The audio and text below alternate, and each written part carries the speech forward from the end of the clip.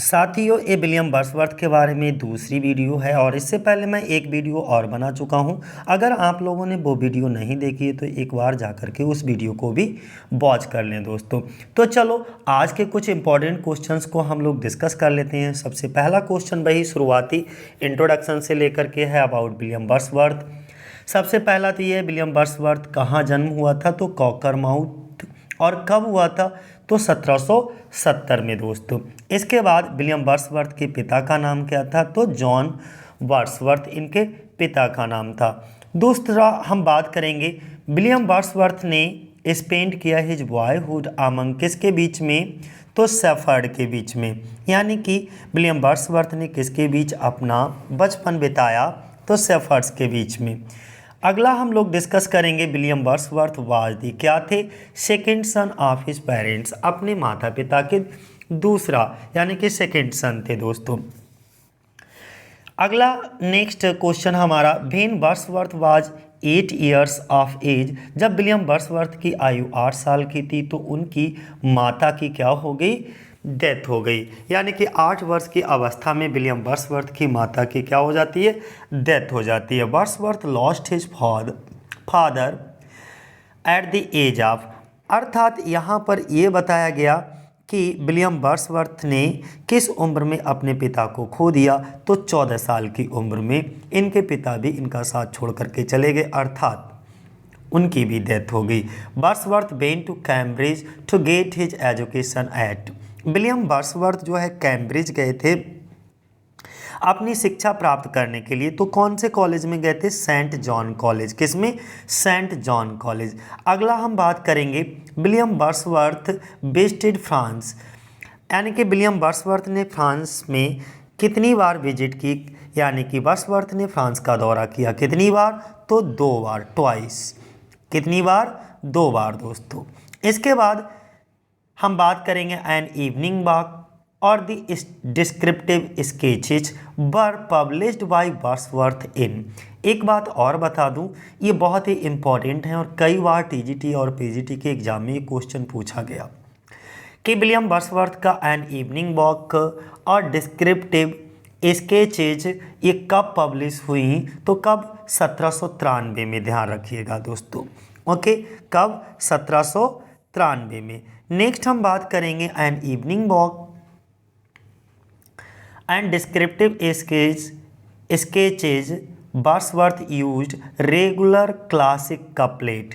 इसमें N evening walk और descriptive sketches में वर्ड्सवर्थ ने किसको यूज किया, तो रेगुलर क्लासिक कपलेट को इन्होंने यूज किया, यानी कि नियमित क्लासिक दोहे नहीं होते हैं उनको इन्होंने यूज किया। एन इवनिंग वॉक और डिस्क्रिप्टिव स्केचेज में वर्ड्सवर्थ ने इस्तेमाल किया। तो दूसरा हम बात करेंगे, his poetic genius was a stimulated by his friendship with, उनकी काव्य प्रतिभा उनकी मित्रता से प्रेरित थी। उनकी जो काव्य प्रतिभा थी, यानी कि जो पोएटिक जीनियस थी, वो काय से प्रेरित थी, stimulated by his friendship with, किसके साथ में, S T. Coleridge, Samuel Taylor Coleridge, जिनसे मुलाकात इनकी होती है 95 में दोस्तों। His friendship with Coleridge begin in, यहाँ पर 1795 कर लीजिएगा, 1795 में मुलाकात, यहीं से इनकी दोस्ती की शुरुआत होती है एस.टी. कॉलरिज से। Next, lyrical ballad were published in, lyrical ballad कब पब्लिश हुए थे, 1798 में दोस्तों। और यहीं से जब लिरिकल बैलेड पब्लिश हुए थे 1798 में, यहीं से रोमांटिक एज की शुरुआत मानी जाती है। Lyrical ballads were published with the help of, lyrical ballad जो है किसकी मदद से पब्लिश करवाए गए थे, तो ये 2 लोगों से, एक तो एस.टी. कॉलरिज और दूसरा विलियम वर्ड्सवर्थ। अब क्लियर हो गया होगा यहाँ पर।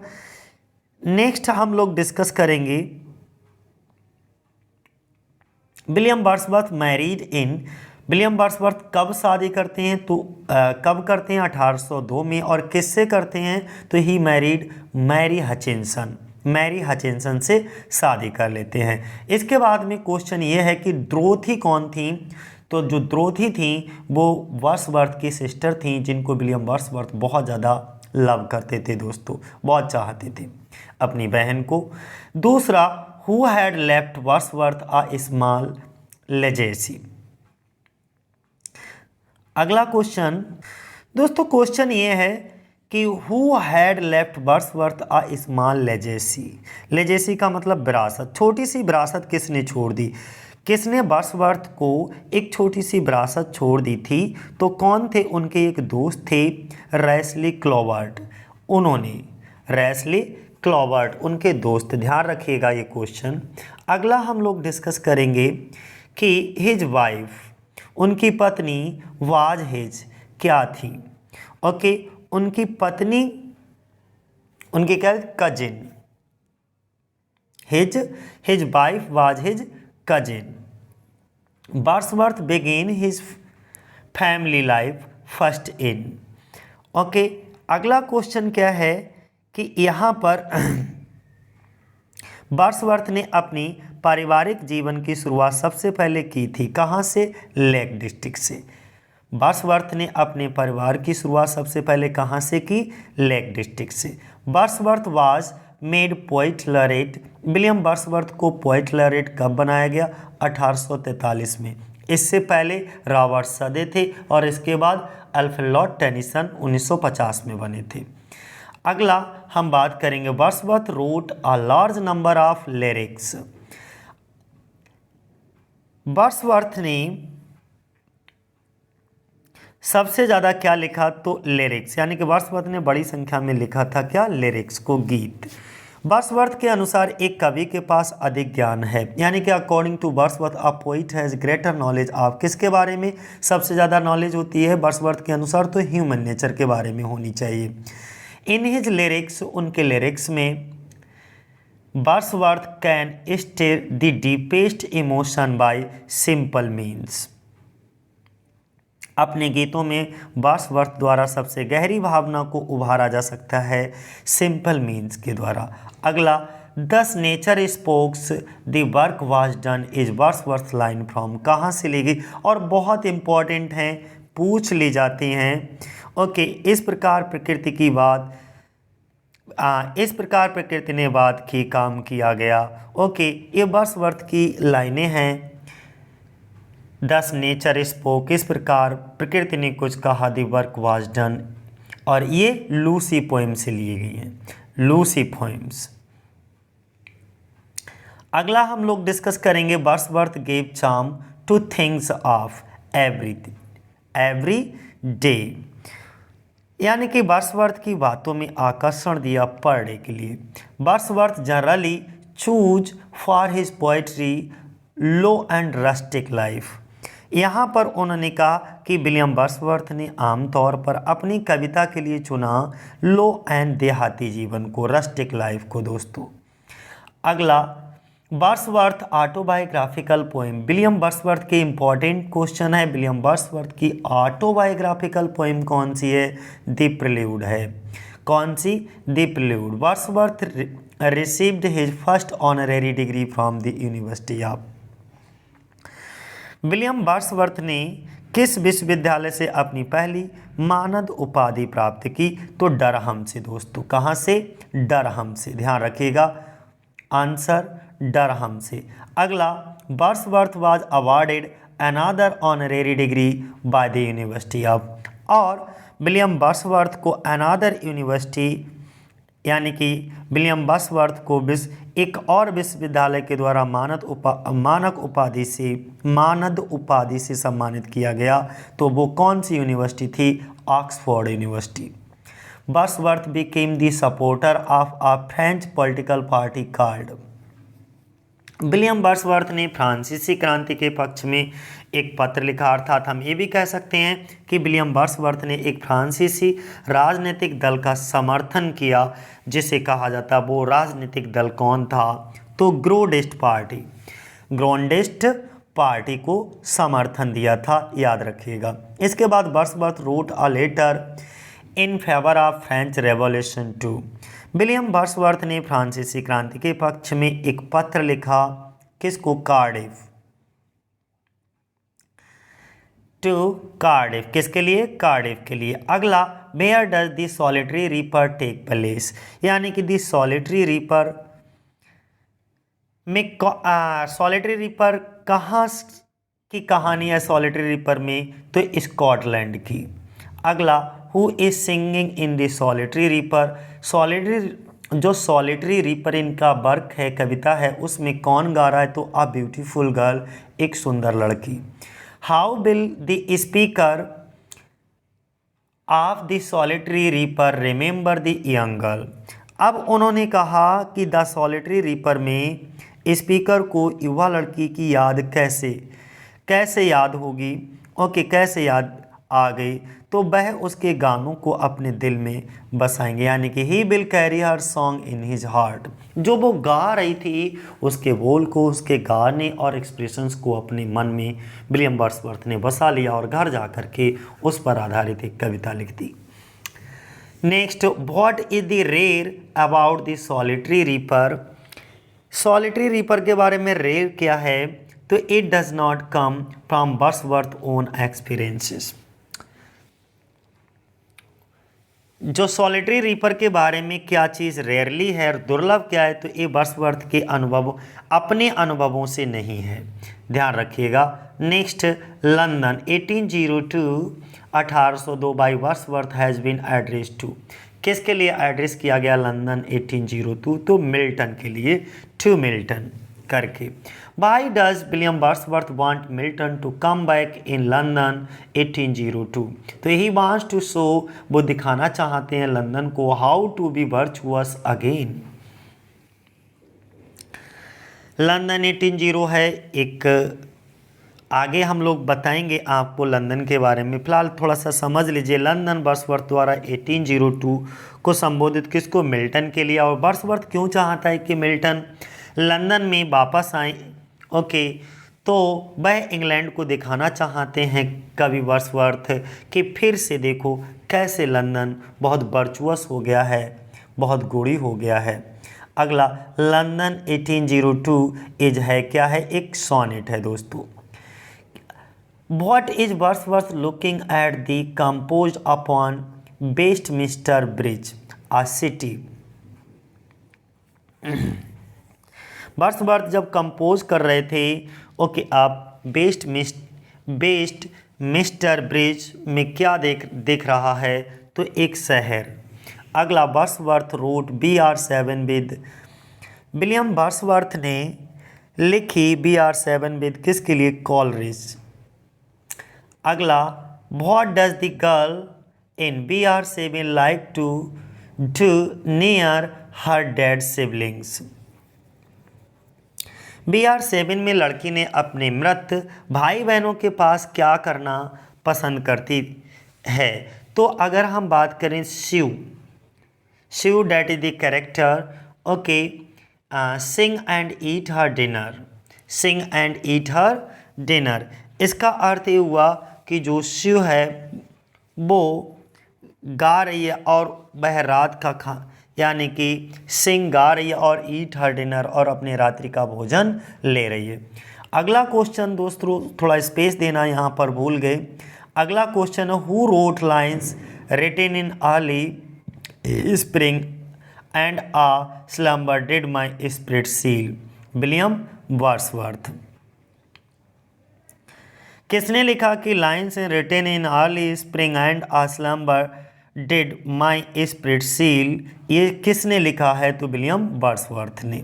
Wordsworth did not admire, Wordsworth ने एडमायर नहीं किया, प्रशंसा नहीं की, किसकी? अलेक्जेंडर पोप की। अगला question, Wordsworth defined poetry as spontaneous overflow of powerful feeling, Wordsworth ने कविता में जो उन्होंने पोएट्री की एक डेफिनेशन दी थी कि powerful feeling as the spontaneous overflow, यानी कि ये किसने? Poetry is a spontaneous overflow of powerful feeling. अगला, who is Wordsworth referring to whom in brother Englishman and friend, किसमें? स्पेंसर। वर्ड्सवर्थ ने भाई इंग्लिशमैन एंड फ्रेंड ओके में कहा गया है किसको, स्पेंसर के लिए। अगला, Wordsworth and William black both emphasised on the value of. William Wordsworth और विलियम ब्लैक दोनों ने मूल्यों पर जोर दिया, वैल्यू पर जोर दिया, किसके, चाइल्डहुड एक्सपीरियंसेस यानी कि बचपन के अनुभवों के बारे में। विलियम ब्लैक ने भी और विलियम वर्ड्सवर्थ ने भी। Who wrote the old Cumberland beggar and the leech gatherer. Okay, किसने, विलियम वर्ड्सवर्थ ने। The old Cumberland and the old Cumberland beggar and the leech gatherer किसने लिखी, विलियम वर्ड्सवर्थ ने। अगला, Wordsworth breaks with. William Wordsworth जो होते हैं वो ब्रेक कर देते हैं with the artificial diction in the 18th century.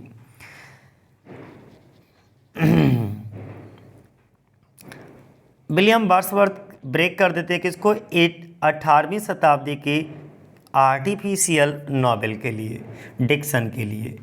अगला, one of the original title of the prelude was. ये कई बार क्वेश्चन में पूछा गया है, इसलिए इसको याद ही रखना कि प्रिल्यूड का ओरिजिनल टाइटल क्या है, तो a poem on the growth of an individual mind या a poem on the growth of a poet's mind. अगला, the name of Wordsworth illegitimate daughter was. Illegitimate का मतलब होता है कि बिना शादी के ही बच्चे का पैदा हो जाना, अर्थात नाजायज़ कह सकते हो। ठीक है, तो यहाँ पर हमारे कहने का मतलब ये है कि वर्ड्सवर्थ की नाजायज़ बेटी का नाम क्या था, तो कैरोलिन। ये कहानी उसकी है जब विलियम वर्ड्सवर्थ जो हैं फ्रांस के लिए फ्रांस टूर पर जाते हैं, तो ये एक महिला से प्रेम करने लगते हैं, वहाँ पर fall in love with unit Velan, जिनका नाम होता है, अर्थात एक पार्टनर होती हैं एनिट वेलन, और उनसे एक पुत्री को जन्म होता है, ओके, कैरोलिन, जो कि first child from his partner unit Velan. इसके बाद में इनकी जो शादी होती है वो मैरी हचिंसन से होती है इंग्लैंड में। ठीक है, जिनके 5 बच्चे होते हैं, ध्यान रखिएगा।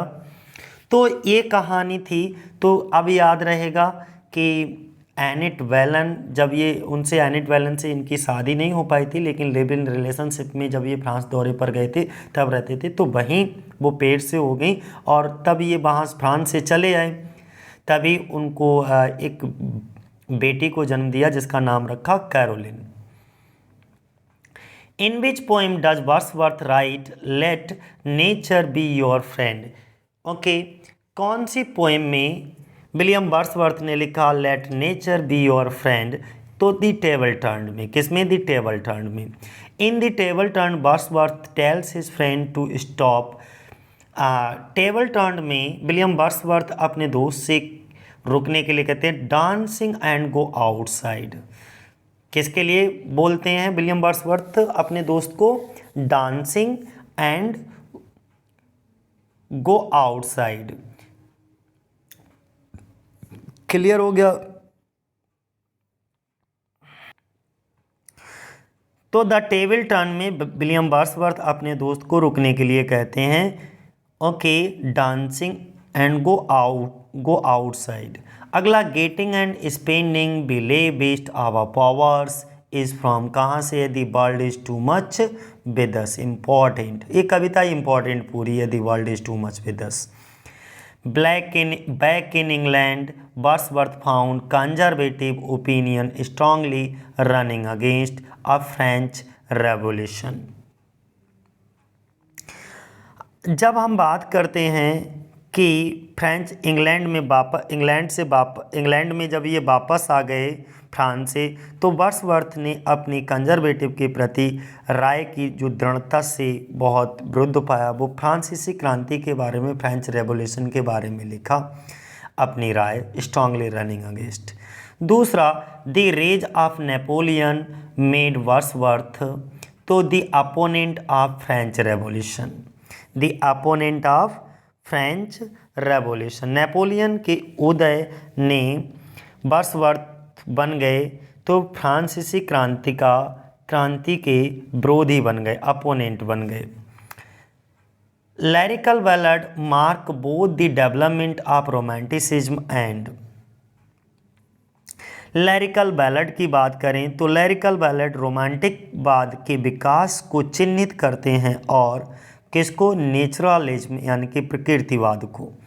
Who wrote the thorn and the idiot boy. Thorn and the idiot boy किसने लिखा, विलियम वर्ड्सवर्थ ने।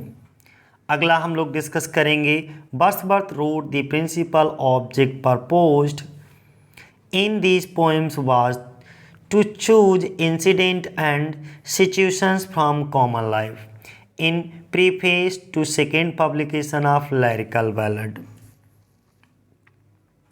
उन्होंने कहा, वर्ड्सवर्थ ने लिखा कि इन कविताओं में प्रस्तावित मुख्य वस्तु, घटनाओं और स्थितियों का आम जीवन में चुनना था।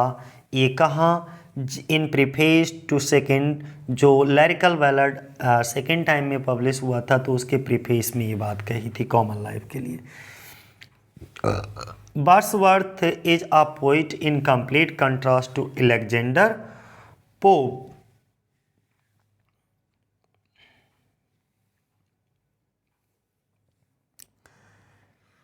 उन्होंने क्या कहा कि विलियम वर्ड्सवर्थ जो हैं किसके विपरीत पूर्ण कवि थे, यानी कि हमेशा किसके विपरीत रहते थे, अलेक्जेंडर पोप की। Who is called the keenest eyed of all modern poets for what is deep and essential in nature. उन्होंने कहा कि प्रकृति में गहरी और आवश्यक चीज़ों के लिए सभी आधुनिक कवियों की सबसे गहरी आंख किसे कहा जाता है, तो विलियम वर्ड्सवर्थ को। Every touch of Wordsworth poetry is true to the copying of literary phrase but it is the result of direct observation. Wordsworth की कविताओं को हर स्पर्श साहित्यिक वाक्यांश की नकल करने के लिए सही है, लेकिन इसका परिणाम क्या है, direct observation. Wordsworth give expression to his philosophy of life in ode on the intimation of immortality. Ode on the intimation of immortality. For Wordsworth the embodiment of divine spirit was क्या थी, nature.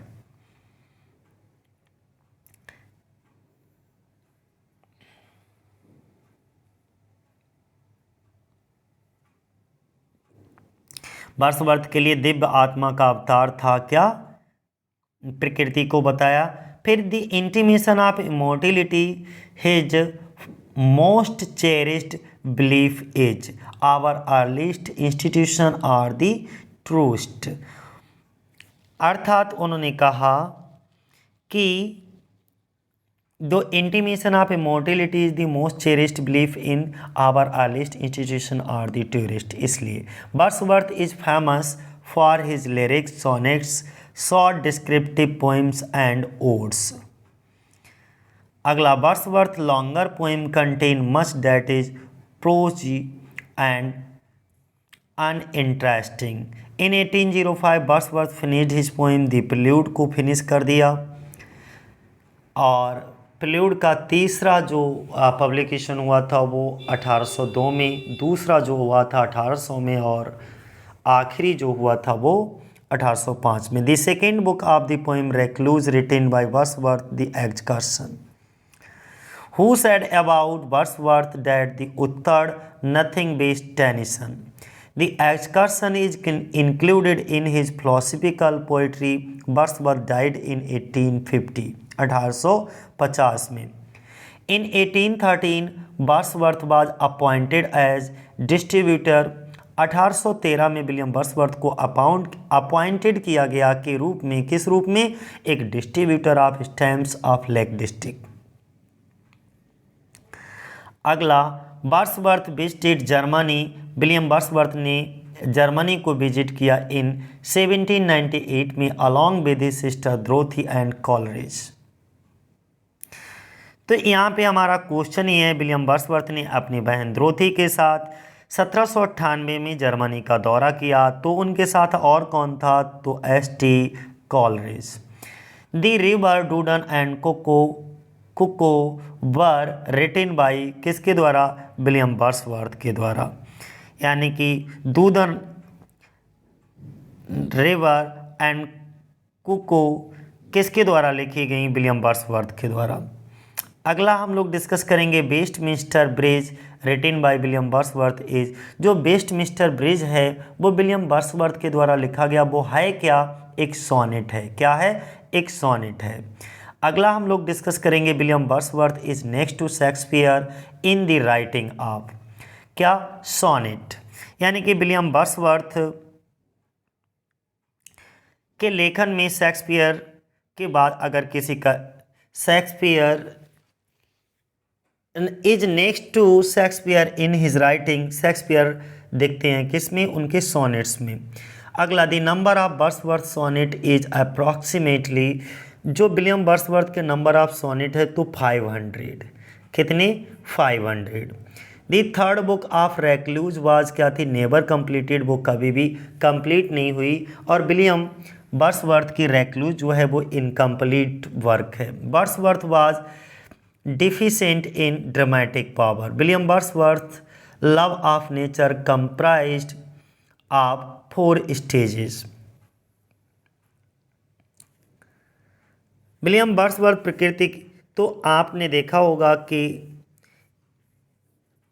William Wordsworth, अगला क्या है? William Wordsworth addressed which poem to Coleridge. William Wordsworth ने कौन सी poem, कौन सी कविता को कॉलरेज के लिए डेडिकेट किया है, एड्रेस किया है? तो वो कौन सा वर्क है इनका? The prelude. कॉलरेज को डेडिकेट किया है। The sparrow's nest and intimation of early childhood were written by किसके द्वारा लिखी गई? विलियम वर्ड्सवर्थ के द्वारा। कौन? नंबर 1 द स्पारोज नेस्ट और दूसरा intimation of early childhood. Next हम लोग डिस्कस करेंगे the lyrical ballad Wordsworth registered his protest against. Lyrical ballad जो थे वो विलियम वर्ड्सवर्थ ने रजिस्टर किए थे हिज प्रोटेस्ट अगेंस्ट किसके? आर्टिफिशियल पोएटिक डिक्शन के विरोध में। William Wordsworth poems to Milton is क्या है? एक सोनेट है जो कि 1802 में आया। During revolutionary period a whole trend of William Wordsworth writing was toward simplification of life. The number of ecclesiastical sonnets written by Wordsworth 132 132। अब ये ecclesiastical सोनेट होता क्या है? इसको सन की सोनेट कहते हैं। क्या होते हैं हमारे? सन की सोनेट के लिए बोला जाता है एक्लेस्टिकल। यानी कि वर्ड्सवर्थ द्वारा लिखित सन की सोनेट की संख्या कितनी थी? तो 132। According to Wordsworth man is a part of किसका? नेचर का। Who wrote the world is too much with this? William Wordsworth. Wordsworth regarded nature as a moral teacher and loving mother. किसको एक क्या मानते हैं? मोरल टीचर और एक loving mother माना। किसने? यानी कि एक विलियम वर्ड्सवर्थ ने प्रकृति को माना एक नैतिक शिक्षक और प्यार करने वाली माँ, ये कह सकते हो। विलियम वर्ड्सवर्थ रिगार्डेड नेचर हो गया। Loyal sad William Wordsworth is the historian of lake district. जो लॉयल थे ने कहा वर्ड्सवर्थ किसका इतिहासकार है? तो लेक डिस्ट्रिक्ट का। अगला the first book of the prelude is concerned with the first stage of the role of nature. Next, while a lake district William Wordsworth family consist of 3 person.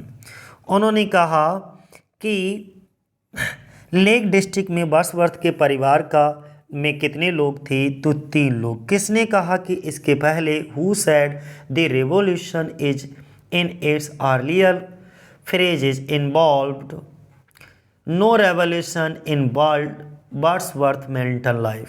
तो relay किसने कहा था? Relay ने। यानी कि किसने कहा इससे पहले की चरणों की क्रांति में वर्ड्सवर्थ की मानसिक जीवन की कोई क्रांति शामिल नहीं थी? तो रिले ने। What was the reaction of Wordsworth when England declared war on France? जब इंग्लैंड ने फ्रांस पर युद्ध की घोषणा की तो वर्ड्सवर्थ की प्रतिक्रिया क्या थी? वह गुस्सा हो गए। यानी कि ही वॉज enraged, बहुत ज़्यादा गुस्से में थे। Raised who brought a democratic note in English poetry. English poetry में एक लोकतांत्रिक नोट कौन लाया? तो विलियम वर्ड्सवर्थ। अगला, what humanized Wordsworth soul. Wordsworth की आत्मा का क्या मानवीकरण हुआ? तो यानी कि ह्यूमनाइज्ड कब हुआ विलियम वर्ड्सवर्थ की आत्मा का? तो फ्रेंच रेवोल्यूशन से। Who wrote the seaside and daffodils. Seaside और डैफोडिल्स को किसने लिखा? तो विलियम वर्ड्सवर्थ ने। अगला, who wrote Lucy and my heart leaps up. ये किसने लिखा? तो विलियम वर्ड्सवर्थ ने। Wordsworth planned lyrical ballad with Coleridge in. कब प्लानिंग कब की? देखो पब्लिश 1798 में हुए थे, लेकिन इन लिरिकल बैलेड की जो प्लानिंग की थी कॉलरिज के साथ मिलकर के वो 1797 में, और पब्लिश हुए थे 98 में। Wordsworth best book was done between 96 से 1808 के बीच में। अगला, the prelude was written between 1799 से 1805 के बीच में। 99 नहीं, 1798 कर लो। 1798 से लेकर के 1805। प्रेल्यूड कंसिस्ट, प्रेल्यूड में कितनी पुस्तकें हैं? टोटल 14 पुस्तकें हैं। The first edition of lyrical ballad considered of. Okay, lyrical ballad में टोटल कितनी पोइम्स हैं? 23 पोइम्स हैं। अगर हम लिरिकल बैलेड को थोड़ा सा आपके साथ डिफाइन करें तो इस तरीके से कर सकते हैं।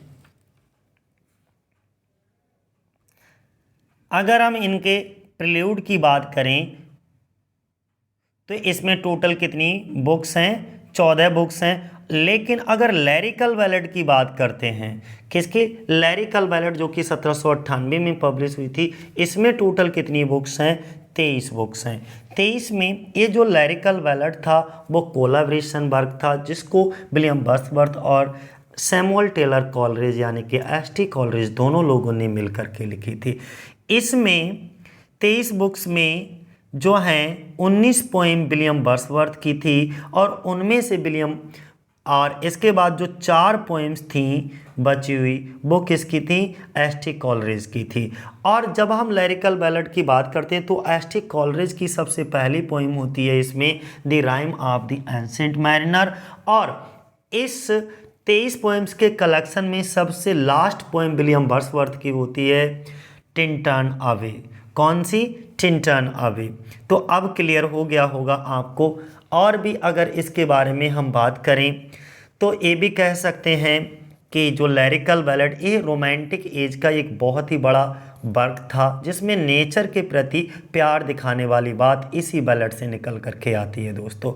और यहाँ पर जो विलियम वर्ड्सवर्थ थे पोइट बनने के लिए, यहाँ पर 4 स्टेजेस बताई गई थी, जिसमें ऑब्जर्वेशन, कंटेम्पलेट्स यानी कि याद रखना, फिल्टरिंग और कंपोजिशिंग, ये चीज़ें इन्होंने बताई थी।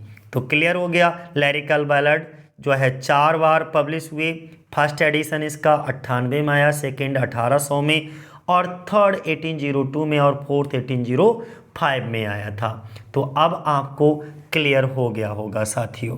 ठीक है, नेक्स्ट। अच्छा, इनकी एक लूसी पोएम्स का भी ग्रुप था। Lucy poems are the group of, उसमें टोटल कितनी? 5 कविताएं थी, 5 लिरिक का ग्रुप था। अब अगला हम लोग डिस्कस करेंगे कि out of 23 poems first edition of lyrical ballad how many were written by Wordsworth.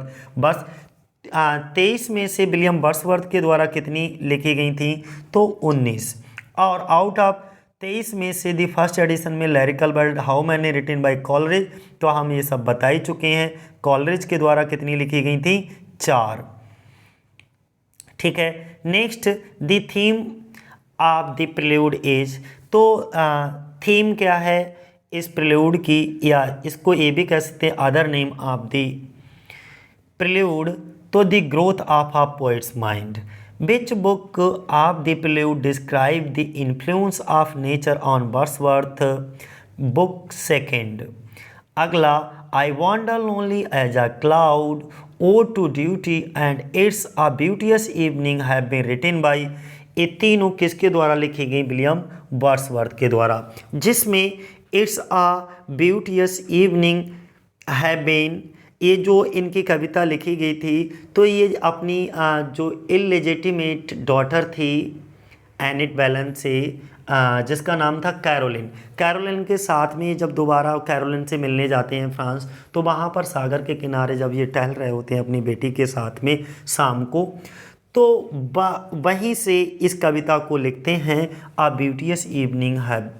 Okay, it's a ब्यूटियस evening, कि ये हमारे जीवन की सबसे खूबसूरत शाम है, जब ये अपनी बेटी कैरोलिन के साथ में होते हैं बीच के किनारे।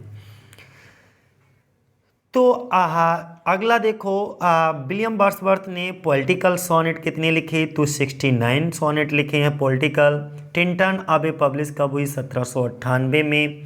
The second and last addition of lyrical ballad was published इन 1800 में। इसके बाद टिंटन अबे वाज पब्लिश्ड इन, ये तो हो गया अच्छा सब। Next, how Wordsworth define poetry, William Wordsworth ने अपनी पोइट्री को कैसे डिफाइन किया, तो poetry is a spontaneous overflow powerful feeling. ये हम क्वेश्चन आपके साथ डिस्कस भी कर चुके हैं। Who help Wordsworth in writing, William Wordsworth के लिरिकल बैलेड को लिखने में किसने मदद की, तो सैमुअल टेलर कॉलरेज ने। Ben was William Wordsworth appointed poet laureate 1843 में। What was the form of solitary reaper, तो ये क्या है, एक लिरिकल बैलेड है दोस्तों, सॉलिटरी रीपर इनका। In which year solitary reaper was publish, कब हुई थी, 1807 में ये पब्लिश हुई थी। तो सॉलिटरी रीपर किसके बारे में है, सॉलिटरी रीपर एक स्कॉटिश लड़की के बारे में है, जो कि काम कर रही है और काम करते करते अपनी फसल को काटते काटते वहाँ पर खेतों में कुछ गा भी रही है, गुनगुना रही है। When was preface to lyrical ballad published, lyrical ballad में पहला प्रीफेस टू लिरिकल बैलेड कब पब्लिश हुए थे, तो फर्स्ट पब्लिकेशन इसका कब, 1798 में। And the second edition was published in 18 with preface, preface के साथ में पब्लिश हुआ था 1800 में। अगला, which poet work Wordsworth did not admire, तो एलेक्जेंडर पोप के लिए। और with whom William Wordsworth wrote BR7, किसके लिए, सैमुअल टेलर कॉलरेज के लिए BR7 एड्रेस किया है। Which poem of William Wordsworth is considered the greatest autobiographical epic, तो द प्रिल्यूड को। अगला, what inspired William Wordsworth to write daffodils, daffodils लिखने के लिए कैसे इंस्पायर होते हैं, तो विलियम वर्ड्सवर्थ और उनकी बहन ध्रुव थी केम अक्रॉस डैफोडिल्स। डैफोडिल्स क्या होते हैं, एक प्रकार के फ्लावर्स होते हैं, फूल होते हैं, और कब, 15 अप्रैल 1802 में। और it inspired him to write the poem on it, जब ये अपनी बहन के साथ में लेक के किनारे जाते हैं, तो वहाँ पर जब डैफोडिल्स के फूल्स को देखते हैं, फ्लावर्स को देखते हैं, तो उनको देख करके ये इंस्पायर होते हैं और फिर उस पर इंस्पायर होकर के उस पर आधारित एक कविता की रचना करते हैं। When was the poem daffodils written, लिखी कब गई, तो ये रिटेन हुई थी 1804 में, 4 से लेकर के 1807 के बीच में ये लिखी गई और ये पब्लिश करवाई गई थी 1807 में। In which poem William Wordsworth is addressing John Milton, कौन सी पोएम विलियम वर्ड्सवर्थ ने जॉन मिल्टन को एड्रेस की है, तो London 1802। William Wordsworth want Milton to do the poem London 1802, तो ही वांट्स मिल्टन, वो चाहते हैं मिल्टन को इंग्लैंड दिखाना, how to be virtuous again. अगला, what kind of imagery Wordsworth use it describe Milton, तो नेचुरल इमेजरी का प्रयोग करते हैं। What is the best term to describe Wordsworth, a lake poet के रूप में इनको जाना जाता है। Who are the lake poet and why are they are named as, lake poet कौन है और उनके कौन कौन से नाम हैं, तो हम पहले भी बता चुके हैं। लेक पोइट के रूप में 3 कवियों को जाना जाता है, एक William Wordsworth, Samuel Taylor Coleridge, Robert Southey. इन तीनों को लेक पोइट के रूप में जाना जाता है। They are the key figure of romantic period of English literature, they are named, इनको नाम दिया जाता है, तीनों को लेक पोइट के नाम से पुकारा जाता है। After the lake district in the north west of England where they lived, जहाँ वो रहते हैं। विद होम वर्ड्सवर्थ रोट, किसके साथ उन्होंने विलियम वर्ड्सवर्थ ने BR7 को लिखा, तो सैमुअल टेलर कॉलरिज, और ये इन्हीं को एड्रेस भी किया है। विलियम वर्ड्सवर्थ की मृत्यु कब होती है? 23 अप्रैल 1850 को। Who said William Wordsworth poetry is the reality, his philosophy is the illusion, ये किसने कहा? मैथ्यू अर्नोल्ड ने। Where did William Wordsworth die, कहाँ मर जाते हैं ये? राइडल माउंट, इंग्लैंड में। What is the Wordsworth theory of poetry, poetry के बारे में विलियम वर्ड्सवर्थ ने कौन सी थ्योरी दी है? तो poetry is nothing but the emotion recollected in tranquillity. बी आर the opening line of I wander lonely as a cloud. What are the opening line, क्या ओपनिंग लाइन्स हैं of I wander lonely as a cloud?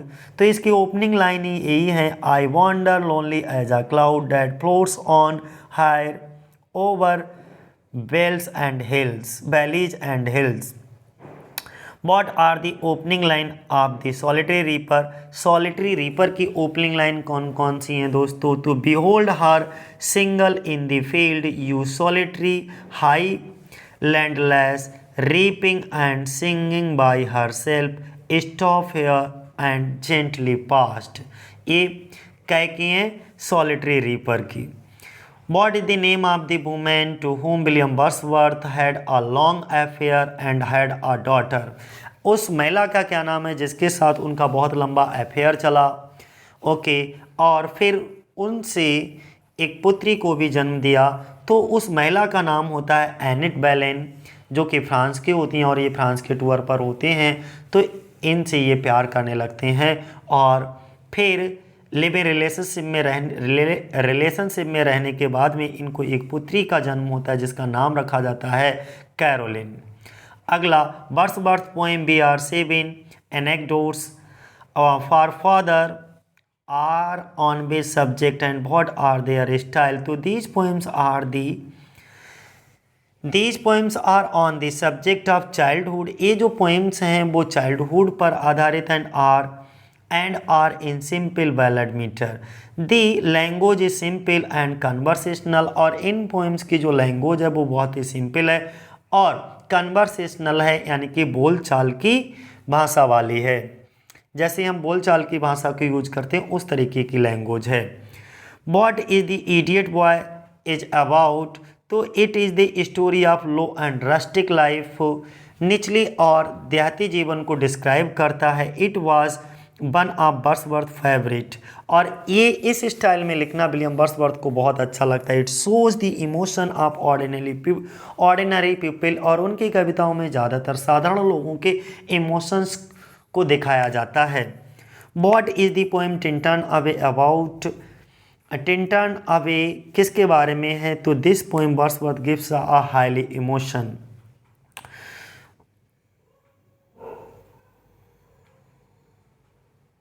Highly emotion description of the effect of the outer world upon his own inner self. अगला देखो, what is the writing style? The Prelude and Vain. It was published. The Prelude is an autobiographical poem. इसमें total 14 पुस्तकें हैं और ये जो है एक philosophical वर्क है and philosophical work called The Recluse, which was never completed. It began in 1798 and completed in 1805. It published in, और इसको पब्लिश करवाया गया था 1850 में। इनकी मृत्यु के बाद इनकी पत्नी के द्वारा मैरी हचिनसन ने इसको पब्लिश करवाया था। How many sonnet William Wordsworth wrote? तो विलियम वर्ड्सवर्थ ने लगभग 500 सोनेट्स की रचना की। Why Coleridge criticise the preface to lyrical ballad. Coleridge criticise its latter half for obscurity and extreme elaboration of diction. अगला, lyrical ballads out balance between commonplace and supernatural. क्या भरा जाएगा? Supernatural. William Wordsworth in his poems The Old Cumberland Beggar and The Leech Gatherer give an account of his kind of people, he gives the detail account of ordinary people. तो दोस्तों ये थे कुछ questions. I hope आपको ये questions अच्छे लगे होंगे। इसमें कुछ क्वेश्चन कई बार रिपीट भी हुए हैं दोस्तों, तो कोई नहीं, हम लोगों तो बार बार वैसे भी रिपीट करके पढ़ना है, क्योंकि जब तक कई बार वीडियो को नहीं देखोगे तब तक किसी तरीके से कॉन्सेप्ट क्लियर होने वाला नहीं। आपको कई बार चीज़ों को देखना होगा और खुद से चीज़ों को ज़्यादातर समझना पड़ेगा दोस्तों। तो आज के लिए इतना ही। जय हिंद, जय भारत साथियों।